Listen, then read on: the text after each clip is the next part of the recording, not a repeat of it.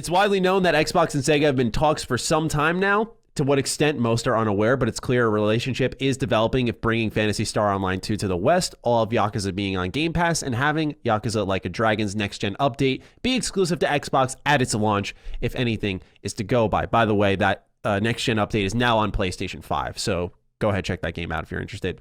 It is very well possible the next step is being put into place, which would be taking Atlus games over to the Xbox consoles. Atlus, the team that helped bring us the likes of Persona, Catherine, and 13 Sentinels, plus much more, releases annual surveys to gauge the interest of their player base on various titles they develop and publish. While some may not consider it a telling move, Atlus inquired players on their interest for a Persona 5 re-release in 2019 before announcing it shortly after. So sometimes they're testing the waters. They already know what they're doing. They just want to see how you feel about it. With that said, the latest survey asks many questions, but the most one relevant to this show is the first time ever edition of Xbox. Atlus asks players if they want to see releases from a number of its core franchises on Xbox One and Xbox Series X/S. This includes the likes of Persona, Shin Megami Tensei, Etrian Odyssey, Dragon's Crown, 13 Sentinels, Odin Sphere, and Radiant Historia, just to name a batch. Now, this is the important part, I think, more than anything mentioned there. Persona 4 Golden was ported from PS Vita to PC June 13th, 2020, surpassing 1.5 million sales and 500K players worldwide. Between PlayStation Vita and PC, the game now combines for over 2 million sales. Atlus expressed great pleasure in both the big boom of the game, which brought them revenue and fan attention. Taking a look at PlayStation's recent statements about dormant PS titles on the system being brought over to PC will give them additional revenue, you can imagine that Sega and Atlus are interested in following suit with their own products.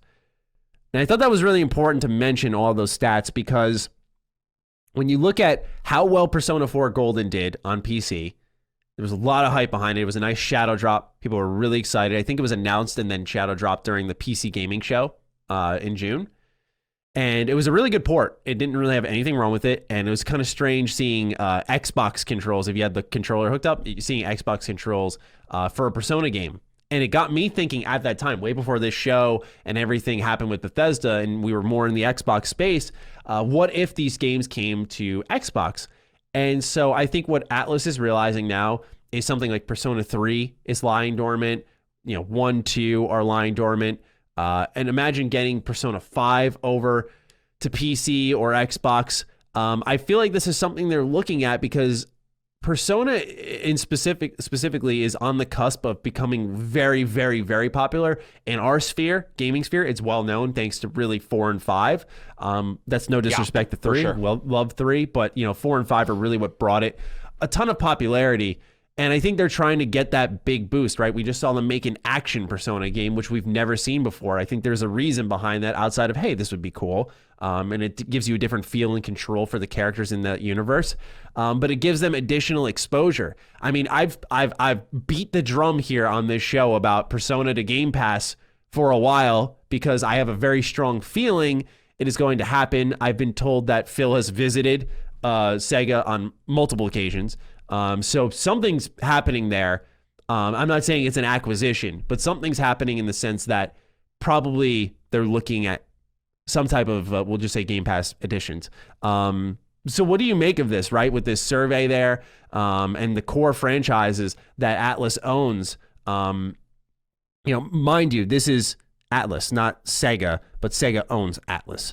But what do you make of this kind of exciting development here? What? So do you know, was Phil visiting Sega or Atlus? Well, he was visiting Sega, but Sega owns Atlus. Right, but I'm just saying he was visiting Sega at Sega's headquarters, I guess. Yeah, okay. Sega. Yeah, he was visiting Sega. Yeah. That's what I was told. I feel that that's more of an indicator that it would be a full-on thing. Because most likely he would go to... See, I guess that is how do you? Because here's the thing. Funny enough, in this event today, they stated that those guys had gone to all the different developers' locations.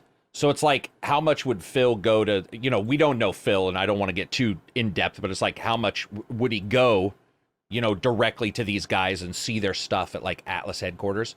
I would say overall, I don't know as much as you do about like its popularity, but I don't think somebody do a survey for absolutely no reason. And they most likely would do a survey after, as in they've already started development, and it could have been something where maybe they wanted to see after, like maybe they were doing development and they were like, let's check in and verify everybody still wants this. But it's a weird to do a survey because it's like, would anybody say no? I mean, I guess it's possible that somebody would say, no, we don't want to see a game on a system, but that always seems weird. I had to imagine Sega is seeing in general that, for example, Yakuza has become insanely popular, and that was Microsoft paid to have it. Yeah, exactly. It's a big deal. It's a big deal. Exactly, and I think getting it on Xbox was a big part of its booming success because it was all in Game Pass. You could try it out. And it was all there in general, which was really important to note because this was originally a PlayStation exclusive game, which is fine. It was a great get for PlayStation, but I think Xbox's goal when it comes to Sega is really, I don't know if they could ever buy them and acquire them entirely. They certainly have the money, but I'm saying I don't know if they would be actually able to do that. But if they did, that would be insane. I think their goal is to make sure that moving into the future, the next Persona game is on Xbox day one as well. I would agree. Yeah, I would agree. That seems get seems the to previous be at catalog minimum from the past on. Yeah, and verify your watcher and your Game Pass is a good place to put it because they've stated people go and watch the Game Pass and play those games. So yeah, I mean, test it out on Game Pass, look at it. Maybe that's why the survey. Maybe people had good response to it, and so they were like, okay, we've had good response to this. Let's do a survey and see. But I would agree. I don't think Microsoft would not want those. I mean, it only makes sense. It was their exclusive, by the way, for the Xbox. Like that update was theirs. That's pretty crazy when you think about it. Like that it was just for Xbox Series. So yeah, it's funny because Sega actually praised Game Pass a couple of weeks ago. I saw on that this show, and they said they're really happy with it, and that 2 Point Hospital had pushed over 3 million players worldwide. So I have to imagine. With you seeing Bethesda, this pulls us back into the Bethesda conversation. One of the key things that Sarah had said was, and I thought this was very telling, was Bethesda joining up with Xbox brings confidence to their other partners. So I feel like they were talking to someone else. Bethesda committed first, and now Bethesda's showing how happy they are, which I don't, like they don't have a gun to their heads, and that will likely lead to the dominoes falling for another company at some point down the line. So we'll keep our eye on Sega and Atlus, but is Bethesda I have a question there for a while. No, go for it. Is Bethesda still publishing some of their own games? Yeah, I actually don't know about that. I have a question. Would it be too crazy to see Atlus games published by Bethesda for Xbox? I guess it would, because Sega owns them. Sega's the publisher. But Atlus goes through Bandai Namco for publishing sometimes. Do they not? Or am I wrong on that? Is it? Sorry, I'm not trying to be rude. I was actually reading. Pete Hines says Bethesda will still publish its own games. This was September 21st, 2020. So, is it possible? But I don't know if it's Bethesda, exclusive. That will change. Sorry. What if Bethesda also published other people's games? And so it's not always Microsoft, but it might be like, what if, because am I wrong? Does Atlus sometimes get published by Namco, or is it always Sega? Do they always go through Sega for the publishing of Atlus games?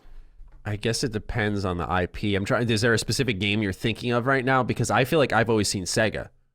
Okay, if you've always seen Sega, then this could not happen. What I was thinking was at times it may not be a little bit like how We Happy Few, where there was differences and stuff like. And I was just sitting here thinking, what if they also meant along the lines of Bethesda taking on publishing?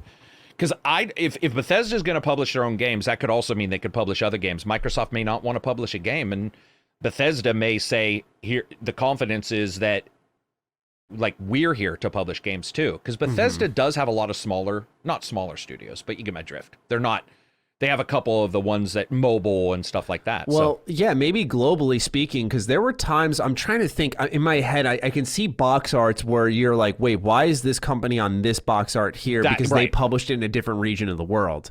Like I've seen ones with Bethesda. For sure happened. I want to say Ubisoft or something like that. There's one of those in particular that really stands out. Or it was like 2K in someone. I think it was 2K in Bethesda. I think that was for Oblivion, maybe. That's what comes to mind right now. So yeah, there's definitely that to be considered. For those who don't know, I view Sega in a way kind of like Bethesda with their structure, where you have Sega at the top, kind of like ZeniMax, then you have Atlus underneath, which is sort of like Bethesda, and then you have something like Vanillaware, who goes through Sega all the time. So when they released 13 Sentinels or Dragon's Crown, it was published by Atlus. Or you have the P Studio, which does Persona, which goes through Atlus. So it's this interesting kind of like branching effect, or Sonic Team, which goes through Sega.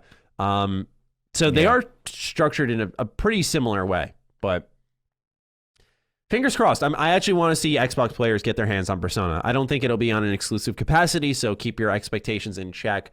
But do know Phil is making the rounds. That much I can say.